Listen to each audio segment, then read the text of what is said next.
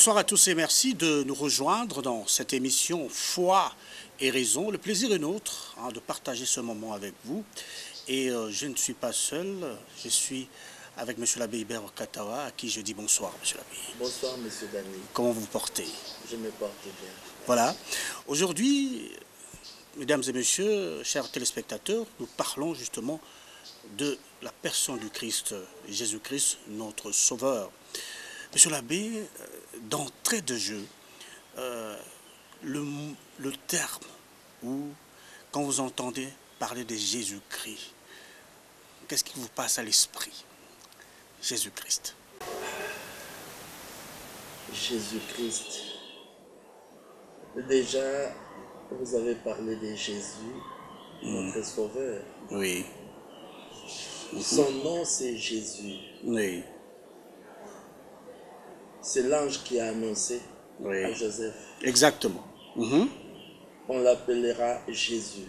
Oui. Car c'est lui qui sauvera son peuple de ses péchés. Donc, Jésus... L'ange annonce cela. L'ange annonce cela Oui. à Joseph dans Matthieu chapitre 1er, au verset 20. Ok. Donc, Jésus qui signifie le Seigneur sauve. Et Jésus-Christ, Christ c'est le béni de Dieu, loin de Dieu. C'est lui que Dieu a envoyé. Jésus-Christ, c'est notre Sauveur. Au fond, c'est sa mission. Oui. Sa mission, c'est de nous sauver. Quand je parle de sa mission, ne l'oublions pas.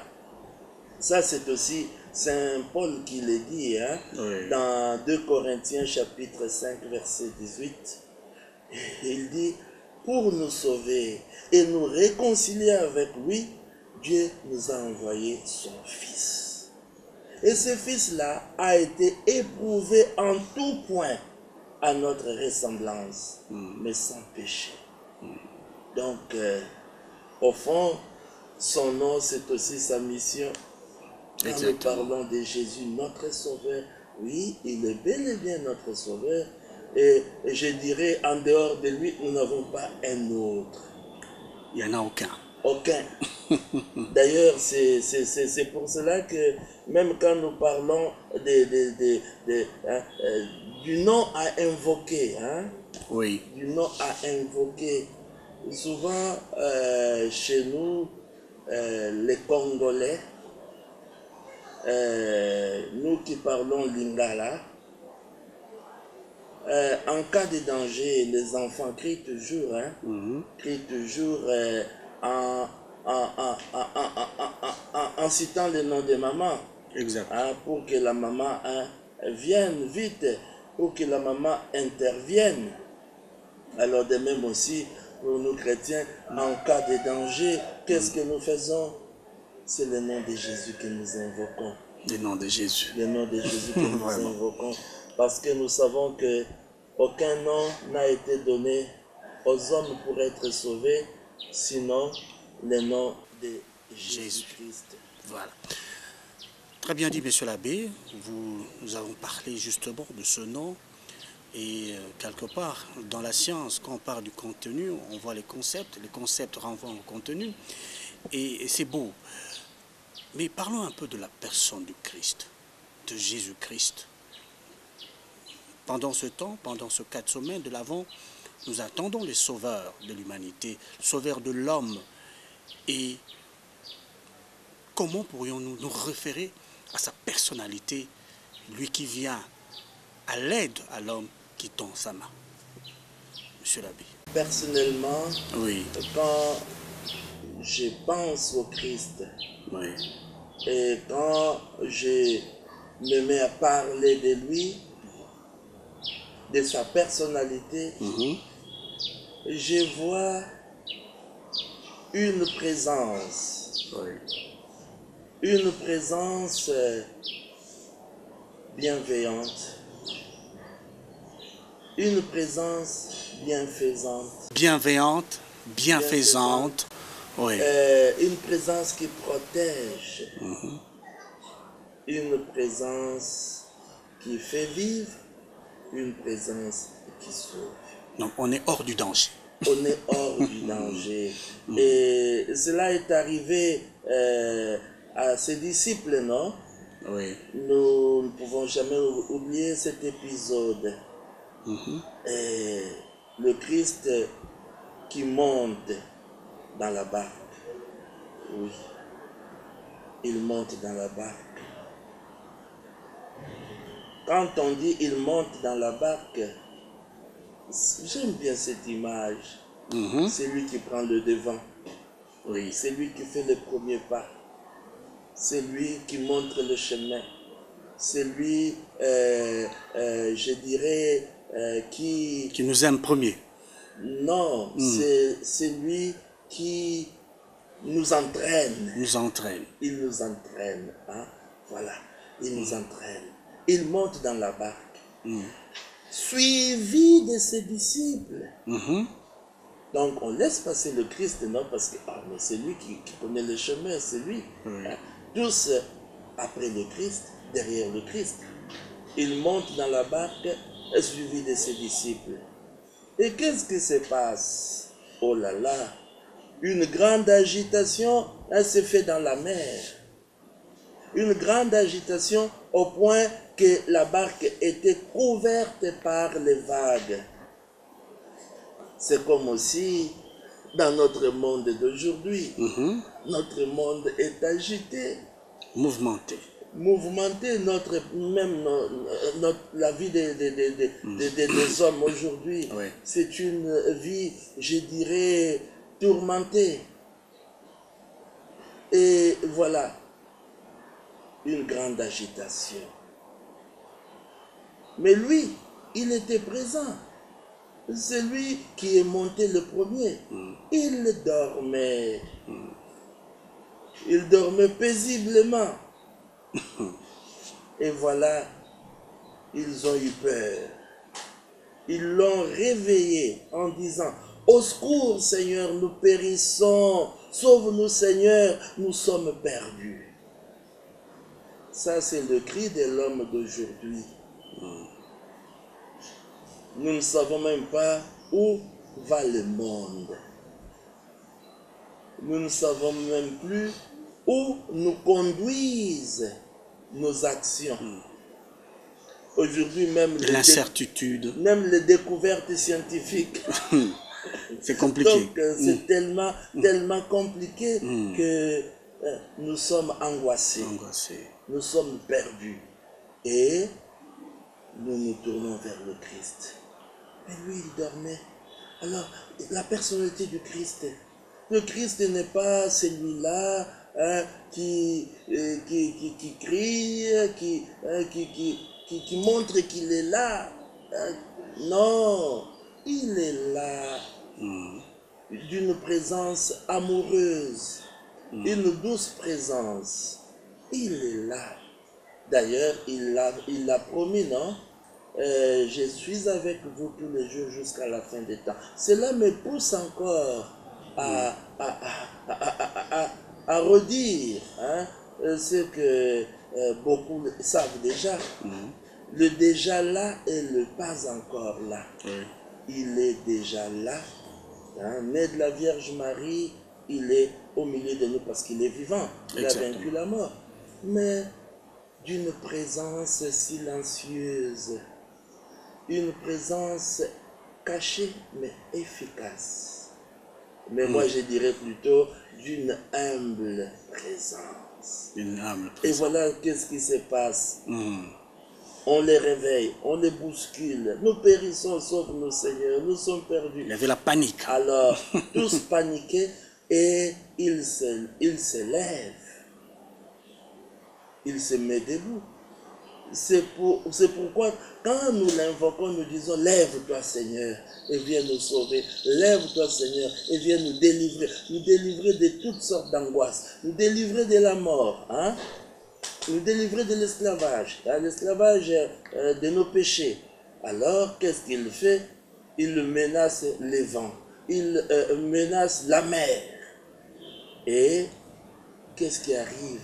Un grand calme s'est fait. Vous voyez?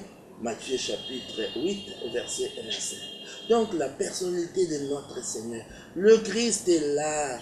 Quand nous l'invoquons, viens Seigneur, viens nous sauver. Effectivement, il vient à notre secours. Il vient pour nous redonner la paix, pour nous redonner la grande assurance que nous n'avons pas.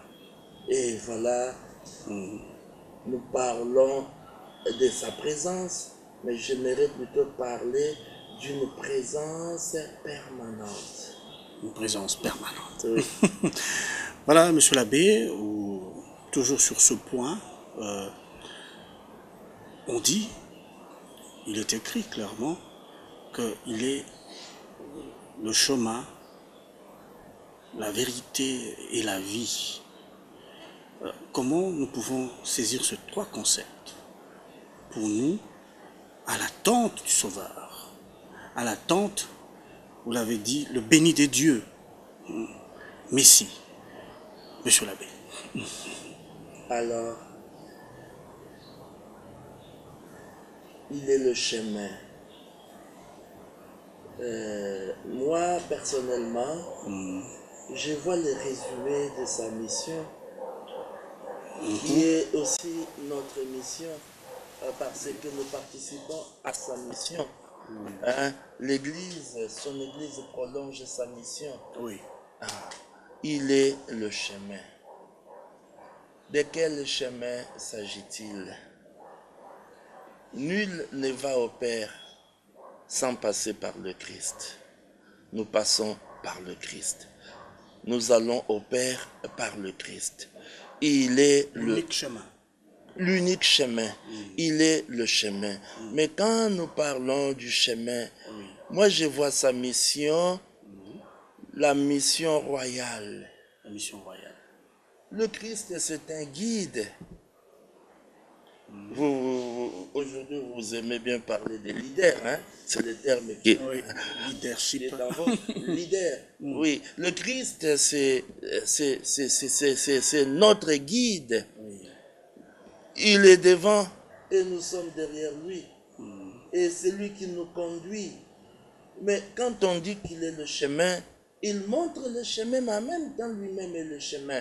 Et quand on dit il est le chemin, et cela signifie quoi? Déjà,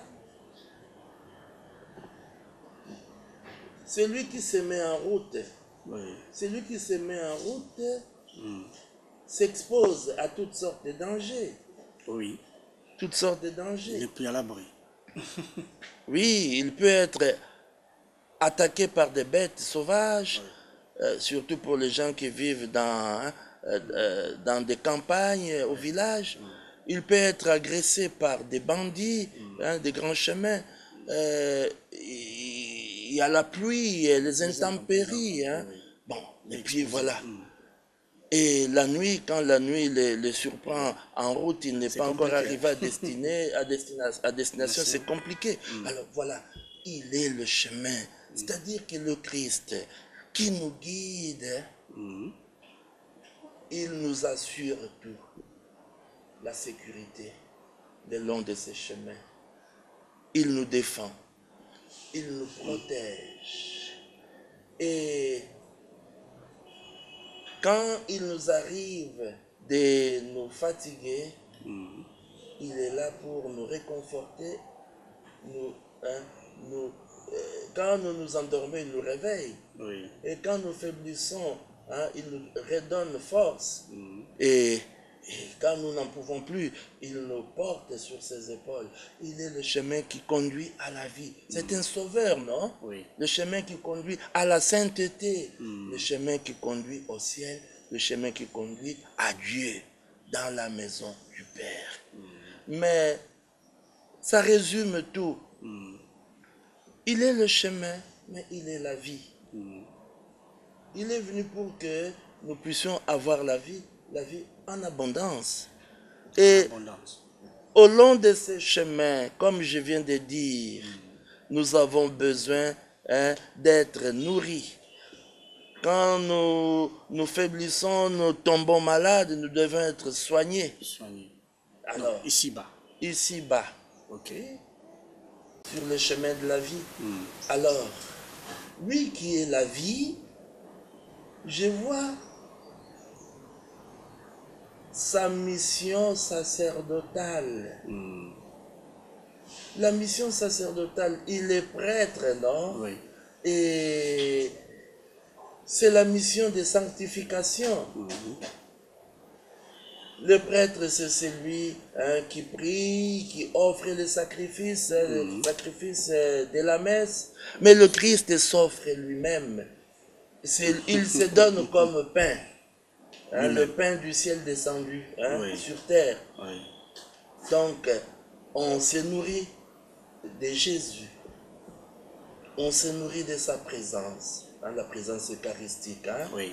Et ce sont les sacrements qui nous sanctifient. Nous avons le sacrement de la réconciliation. Nous nous confessons.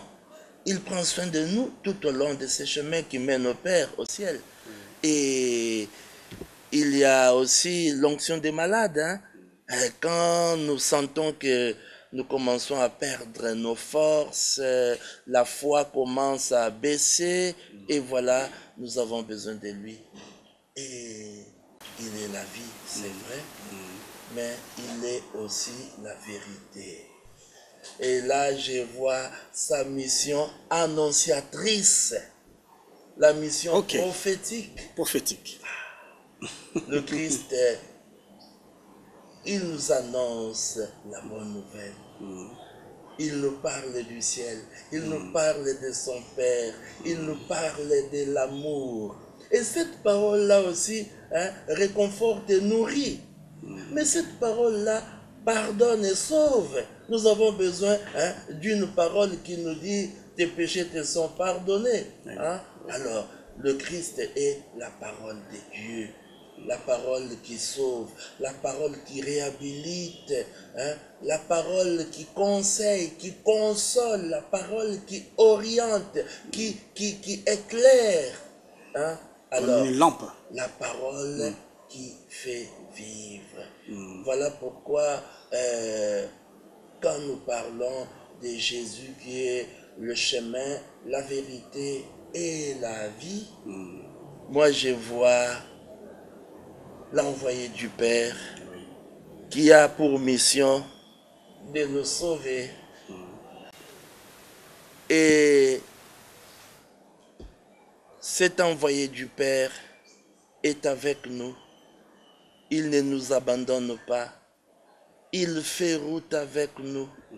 Il est devenu l'un de nous. D'ailleurs, c'est lui l'ami fidèle. Il dit, je ne vous appelle plus serviteur alors que nous sommes ses disciples. Je vous appelle ami. Il nous révèle même les secrets du Père. Très bien dit, monsieur l'abbé. Mesdames et messieurs, nous progressons ensemble avec vous, vous qui nous suivez de Kinshasa, de Brazzaville, aux environs. Et oui, nous parlons de Jésus, Jésus-Christ, notre Sauveur. Monsieur l'abbé, je ne sais pas si je vais parler d'une parenthèse, mais c'est quand même une question sur Emmanuel. Emmanuel, Dieu parmi nous. J'aimerais un peu que vous épingliez cette personnalité douce, mais humble, cet aspect d'humilité. Monsieur l'abbé. Alors, l'aspect d'humilité.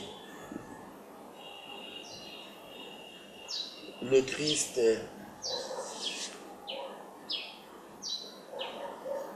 déjà, en prenant la nature humaine, il s'est abaissé. De prime abord. Il s'est abaissé.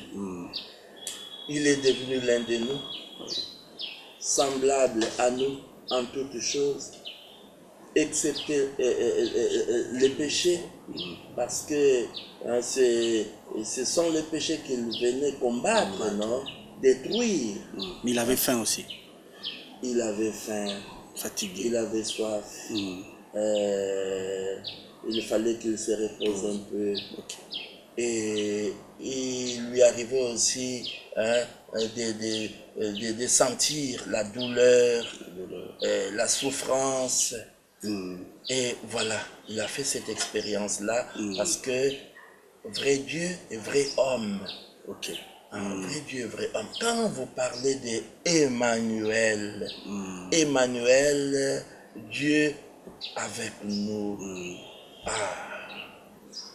Mais l'absence de Dieu, c'est la mort, non? Oui. Quand Dieu est absent dans la vie de l'homme, mais c'est fini pour lui. Mais parce que Dieu, c'est comme l'air que nous respirons. On ne peut même pas le comparer à l'air, hein? Mais C'est plus que l'oxygène. oui, nous respirons, nous avons besoin de respirer à chaque instant. Nous avons besoin de cette présence. Nous nous baignons, hein, dans cette présence de Dieu. Alors voilà, Emmanuel, Dieu avec nous. Et moi, je vois dans la présence de Jésus, je vois plutôt la miséricorde de Dieu. La miséricorde qui se révèle. La miséricorde. Et il vient, malheureusement, beaucoup ne veulent pas le recevoir. Il faut lire le prologue de Saint Jean, non? Hein? Au commencement était la parole était avec Dieu, la parole était Dieu, par elle tout a été fait, rien de ce qui existe n'a été fait sans elle. Hein? Alors, la parole a pris chair, non? Elle est venue au monde parmi les siens ne l'ont pas reçue. Pas reçu. Ah, la miséricorde de Dieu. Et découvrir le Christ. Voilà, hein, notre mission. Notre mission, c'est d'annoncer Jésus, Sauveur, de le faire découvrir à tous, hein, le faire découvrir comme la présence amoureuse de Dieu, manifestation parfaite de la miséricorde de Dieu, cette miséricorde qui sauve le monde. Pourquoi j'ai dit cela? Le monde a besoin de lui. Sans lui, le monde va à sa perte. Le monde a besoin de Jésus. Pourquoi j'ai dit cela? Je ne sais pas si vous rappelez du roi David. Hein? Il regretta d'avoir recensé le peuple. Et il demanda pardon à Dieu, parce que c'était un péché. Il a demandé pardon. Et le prophète Gad, le voyant de David, hein, lui a dit de la part de Yahvé, hein, Yahvé te demande de choisir une chose des trois qu'il va te proposer. Yahvé lui a proposé 3 choses, mais il faut en choisir une. Alors, il faut en choisir une. Et quelle est la chose à choisir? Parce que la première chose, c'est quoi? Tu vas fuir pendant 3 mois devant ton ennemi qui te poursuivra. Pendant 3 mois en fuite. Fuite permanente. Tu es traqué par ton ennemi. Deuxième chose, pendant 3 années, il y aura 3 années de famine dans ton pays. 3 ans de famine. Mais ça, c'est la catastrophe, c'est la mort. Hein? Une souffrance qui dure. Ah. Et la dernière proposition, c'est quoi? Qu'il y ait pendant 3 jours la peste dans ton pays. Pendant 3 jours. Mais qu'est-ce que David a donné comme réponse à Gad? David lui a dit, ah, tombons entre les mains de Yahvé. Tombons entre les mains de Yahvé, car sa miséricorde est grande. Voyez, malgré nos péchés, nous n'irons pas ailleurs. Tombons entre les mains de Yahvé, car sa miséricorde est grande. L'enfant qui a mal agi, revient sur ses pas et va se jeter dans les bras de son père. Mais David ajoute, il dit, la miséricorde est Yahvé grande, non? Je préfère tomber dans ses bras, entre les mains de Yahvé, que de tomber entre les mains des hommes. Non, que je ne tombe pas entre les mains des hommes. Pourquoi que je ne tombe pas entre les mains des hommes? Vous savez, quand on parle de l'homme, homo homini lupus. L'homme est un loup pour l'homme. Alors, rien de pire que de tomber dans les mains des hommes. Les hommes sont parfois sans pitié, même pour leurs propres enfants. Ils sont prêts à les livrer, à les sacrifier. Alors, mais Dieu, sa miséricorde est grande. Ça, c'est David qui le dit.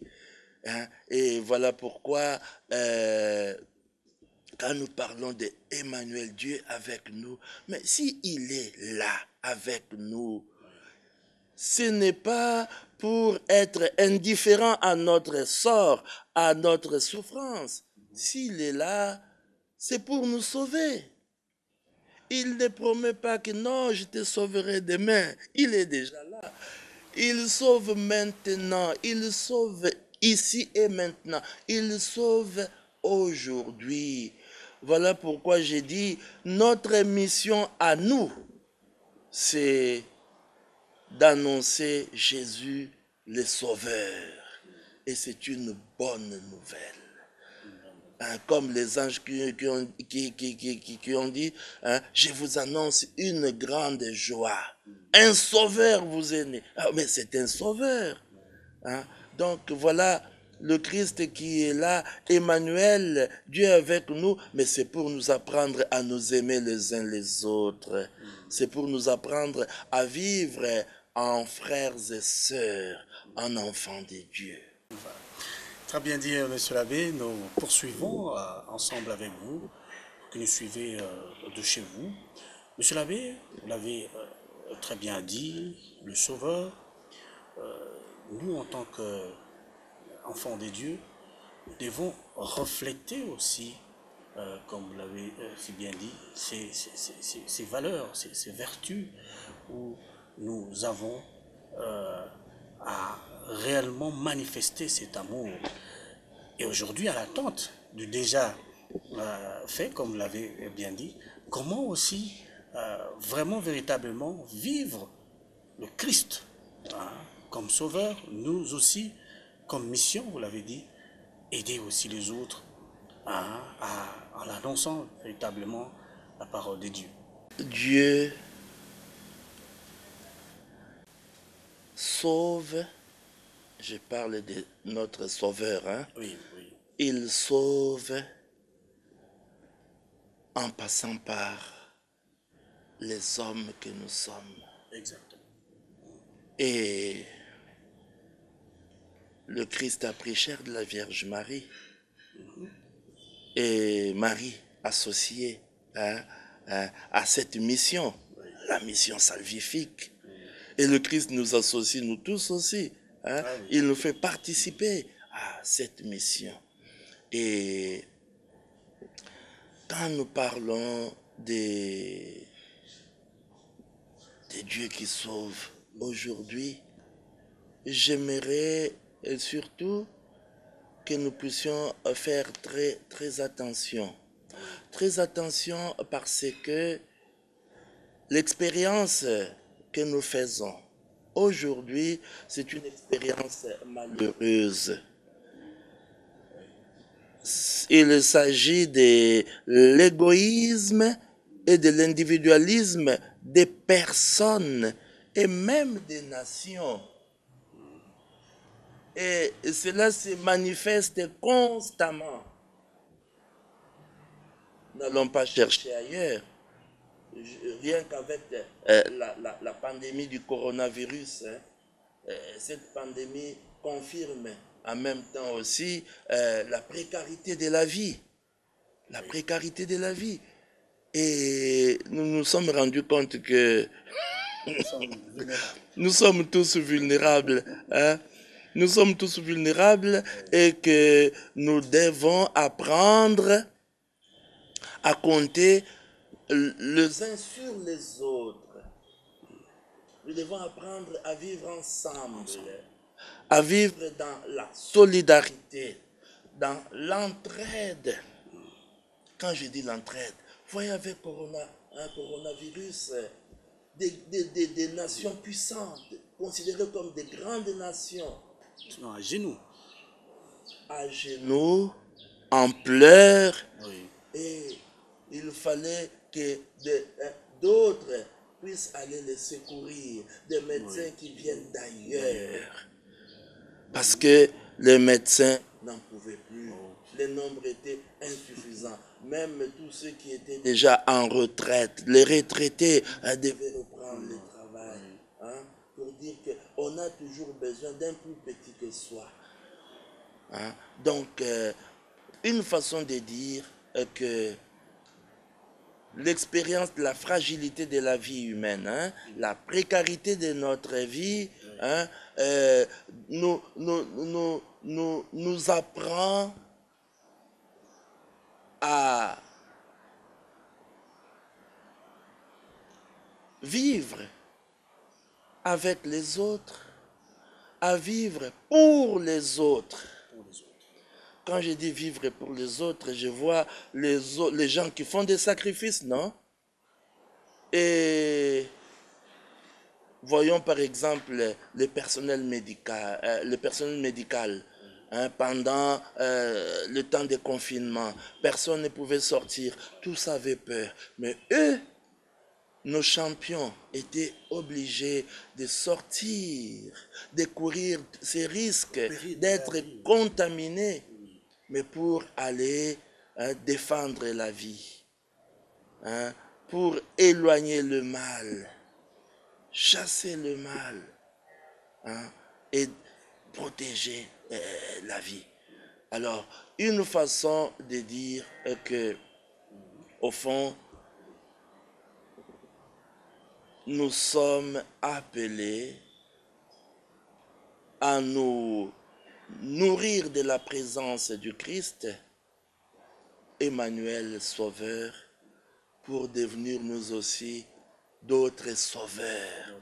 Mais quand je dis d'autres sauveurs, c'est toujours avec le Christ.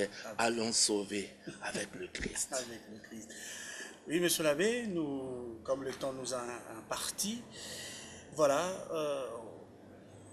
nous sommes fils de Dieu, nous sommes à l'attente du Sauveur. Votre message, votre mot pour ceux qui ont le cœur brisé, ceux qui ont des problèmes, des situations calamiteuses et qui ont perdu sens à la vie. Et oui, le Christ est la vie. Votre mot, monsieur l'abbé, pour toutes ces personnes qui nous suivent, de Kinshasa, de Brazzaville et ailleurs, monsieur l'abbé. Je voudrais simplement vous dire que sous le ciel, aucun autre nom n'est donné aux hommes qui puissent les sauver. Le nom de Jésus. Tous nous devons connaître Jésus. Tous nous devons aller à lui. Il est là. C'est vrai qu'il viendra pour juger les vivants et les morts, mais il est déjà au milieu de nous. Il nous aime. C'est lui qui donne sens à la vie de l'homme. C'est lui notre grande espérance. Il est la bonne nouvelle. Pour savoir que Dieu nous aime, il y a Jésus, pas une autre présence. Et je voudrais ici demander à mes frères et sœurs que nous apprenions à invoquer Jésus. D'ailleurs, pour nos prêtres, pour tous ceux qui récitent les bréviaires, non? Et nous savons que chaque matin, quand nous nous réveillons, hein, et au début de chaque office de la liturgie des heures, hein, nous disons « Dieu viens à mon aide, Seigneur à notre secours hein. ». Le psaume 69, verset 2. Alors que nous puissions invoquer le nom de Jésus. Jésus est vivant. Jésus est la manifestation suprême de l'amour de Dieu. Il nous aime tellement, nous avons du prix à ses yeux qu'il ne peut jamais rester indifférent. Hein? Nous devons persévérer. Moi, je les invite à la persévérance. Dans la barque, il dormait, non? On l'a réveillé. Il s'est levé. Il a menacé les vents et la mer. Plus d'agitation. Alors, nous devons persévérer. Hein? Être des hommes et des femmes de prière. Une prière persévérante. Et en même temps, une prière confiante. Mais tout cela dans la patience. La patience signifie simplement que nous sommes convaincus que le Seigneur est là, il va agir. Voilà pourquoi je demande à mes frères, à mes sœurs, hein, de se laisser aimer, parce que le Christ est là, de se laisser toucher par la grâce. Jésus-Christ est la grâce infinie que Dieu nous donne. Merci beaucoup, monsieur l'abbé. Jésus-Christ est la grâce infinie que Dieu nous donne. J'ose croire que les téléspectateurs ont suivi, ont compris effectivement cette attente que nous avons tous hein, pendant ce temps fort. Oui, je vous coupe la parole. Allez. Oui, qu'on n'oublie pas qu'il est le maître de l'impossible. Il est le maître de l'impossible. Même quand tout semble perdu, la vie peut renaître avec le Christ. C'est possible. C'est possible. Lui qui a été capable de changer l'eau en vin, lui qui a été capable de marcher sur les eaux sans être englouti, il est capable de transformer nos vies, de changer nos tristesses en joie, nos pleurs. Non, jamais. Jamais. Voilà, donc il n'y a pas de place pour le désespoir. Voilà, monsieur l'abbé, merci en tout cas pour ces amples détails, ces exhortations que nous avons suivies vraiment religieusement. Merci à vous, mesdames et messieurs, d'avoir suivi cette émission. Nous pensons que ça vous a plu et nous prenons rendez-vous les dimanches prochains. En attendant, portez-vous bien sur les antennes de la télévision catholique Elika. Bonsoir chez vous.